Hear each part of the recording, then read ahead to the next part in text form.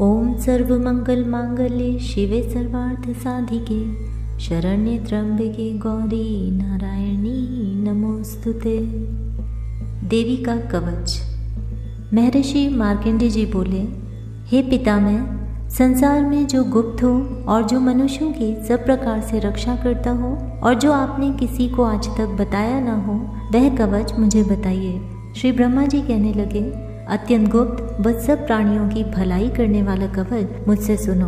प्रथम शैलपुत्री, दूसरी ब्रह्मचारिणी, तीसरी चंद्रघंटा, चौथी कूष्मांडा, पांचवी स्कंद माता, छठी कात्यायनी, सातवीं कालरात्रि, आठवीं महागौरी, नवी सिद्धिदात्री। यह देवी की 9 मूर्तियां और यह नव दुर्गा कहलाती हैं। आग में जलता हुआ, रण में शत्रु से घिरा हुआ, विषम संकट में फंसा हुआ मनुष्य यदि दुर्गा के नाम का स्मरण करे तो उसको कभी भी हानि नहीं होती। रण में उसके लिए कुछ भी आपत्ति नहीं और न उसे किसी प्रकार का दुख या डर ही होता है। हे देवी, जिसने श्रद्धा पूर्वक तुम्हारा स्मरण किया है उसकी वृद्धि होती है और जो तुम्हारा चिंतन करते हैं उनकी तुम निसंदेह रक्षा करने वाली हो। चामुंडा प्रेत पर, वाराही भैंसे पर, रौद्री हाथी पर, वैष्णवी गरुड़ पर अपना आसन जमाती हैं। माहेश्वरी बैल पर, कौमारी मोर पर और हाथ में कमल लिए हुए विष्णु प्रिया लक्ष्मी जी कमल के आसन पर विराजती हैं।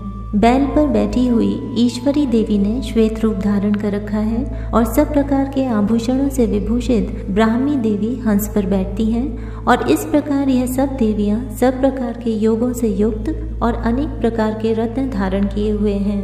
भक्तों की रक्षा के लिए संपूर्ण देवियां रथ में बैठी तथा क्रोध में भरी हुई दिखाई देती हैं तथा चक्र, गदा, शक्ति, हल और मूसल, खेटक और तोमर, परशु तथा पाश, भाला और त्रिशूल एवं उत्तम शारंग आदि शस्त्रों को दैत्यों के नाश के लिए और भक्तों की रक्षा करने के लिए और देवताओं के कल्याण के लिए धारण किए हैं। हे महारौद्रे, अत्यंत घोर पराक्रम, महान बल और महान उत्साह वाली देवी, तुमको मैं नमस्कार करता हूँ। हे देवी, तुम्हारा दर्शन दुर्लभ है तथा आप शत्रुओं के भय को बढ़ाने वाली हैं। हे जगदम्बिके, मेरी रक्षा करो। पूर्व दिशा में ऐंद्री मेरी रक्षा करे, अग्निकोण में अग्नि शक्ति, दक्षिण में वाराही देवी, नैऋत्य कोण में खड़ग धारिणी देवी मेरी रक्षा करे। वारुणी पश्चिम दिशा में, वायु कोण में मृगवाहिनी, उत्तर में कौमारी और ईशान में शूलधारिणी देवी मेरी रक्षा करे। ब्रह्माणी ऊपर की ओर से मेरी रक्षा करे और वैष्णवी देवी नीचे की ओर मेरी रक्षा करे और इसी प्रकार शव पर बैठी चामुंडा देवी 10 दिशाओं में मेरी रक्षा करे। जया देवी आगे, विजया पीछे की ओर, अजिता बाईं ओर, अपराजिता दाहिनी ओर मेरी रक्षा करे। उद्योतिनी देवी शिखा की रक्षा करे तथा उमा शिर में स्थित होकर मेरी रक्षा करे। इसी प्रकार मस्तक में मालाधारी देवी रक्षा करे और यशस्विनी देवी मेरी बाहों का संरक्षण करे। बाहों के मध्य भाग में त्रिनेत्रा, नथुनों की यमघंटा देवी रक्षा करे। नेत्रों के मध्य में शंखनी देवी और द्वारवासिनी देवी कानों की रक्षा करे। कपोलों की कालिका देवी और कानों के मूल भाग की भगवती शांकरी रक्षा करे। सुगंधा नासिका में और चर्चिका ऊपर के होठ में, अमृतकला नीचे के होठ की, सरस्वती देवी जीभ की रक्षा करे। कौमारी देवी दांतों की और चंडिका कंठ प्रदेश की रक्षा करे। चित्रघंटा गले की घंटी की और महामाया तालु की रक्षा करे। कामाक्षी ठोड़ी की, सर्वमंगला वाणी की रक्षा करे। भद्रकाली गर्दन की और धनुर्धरी पीठ के मेरुदंड की रक्षा करे। कंठ के बाहरी भाग की नीलग्रीवा और कंठ की नली की नलकुबरी रक्षा करे। दोनों कंधों की खड़गनी और वज्रधारणी मेरी दोनों बाहों की रक्षा करे। दंडनी दोनों हाथों की और अंबिका देवी समस्त अंगुलियों की रक्षा करें। शूलेश्वरी देवी संपूर्ण नखों की, कुलेश्वरी देवी मेरी कुक्षी की रक्षा करे। महादेवी दोनों स्तनों की, शोक विनाशिनी मन की रक्षा करे। ललिता देवी हृदय की, शूलधारिणी उदर की रक्षा करे। कामिनी देवी नाभि की, गुहेश्वरी गुहे स्थान की, पूतना और कामिका लिंग की और महिषवाहिनी गुदा की रक्षा करे। संपूर्ण इच्छाओं को पूर्ण करने वाली महाबला देवी दोनों जंघाओं की रक्षा करे। विंध्यावासिनी दोनों घुटनों की और तेजसी देवी दोनों पांवों के पृष्ठभाग की, श्रीधरी पांवों की अंगुलियों की, स्थलवासिनी तलुओं की, दंशरा करालिनी देवी नखों की, ऊर्ध्वकेशनी केशों की, बागेश्वरी वाणी की रक्षा करे। रोमावलियों के छिद्रों की कौबेरी और त्वचा की बागेश्वरी देवी रक्षा करे। पार्वती देवी रक्त, मज्जा, वसा, मांस, हड्डी की रक्षा करे। कालरात्रि आंतों की रक्षा करे। मुकुटेश्वरी देवी पित्त की, पद्मावती कमलकोश की, चूड़ामणि कफ की रक्षा करे। ज्वालामुखी नसों के जल की रक्षा करे। अभेद्या देवी शरीर के सब जोड़ों की रक्षा करे। ब्रह्माणी मेरे वीरे की, छत्रेश्वरी छाया की और धर्मधारिणी मेरे अहंकार, मन तथा बुद्धि की रक्षा करे। प्राण, अपान, समान, उदान और व्यान की वज्रहस्ता देवी रक्षा करे। कल्याण शोभना मेरे प्राण की रक्षा करे।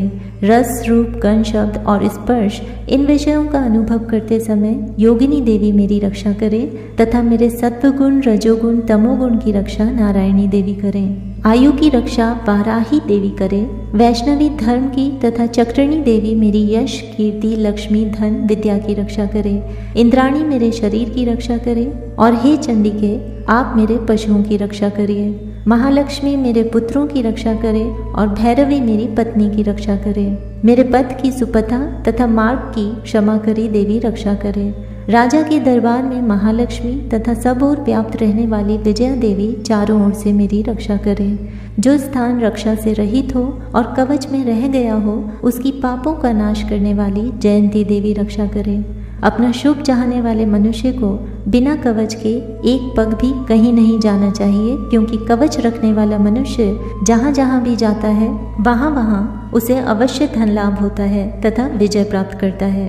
वह जिस अभीष्ट वस्तु की इच्छा करता है वह उसको इस कवच के प्रभाव से अवश्य मिलती है और वह इसी संसार में महाऐश्वर्य को प्राप्त होता है।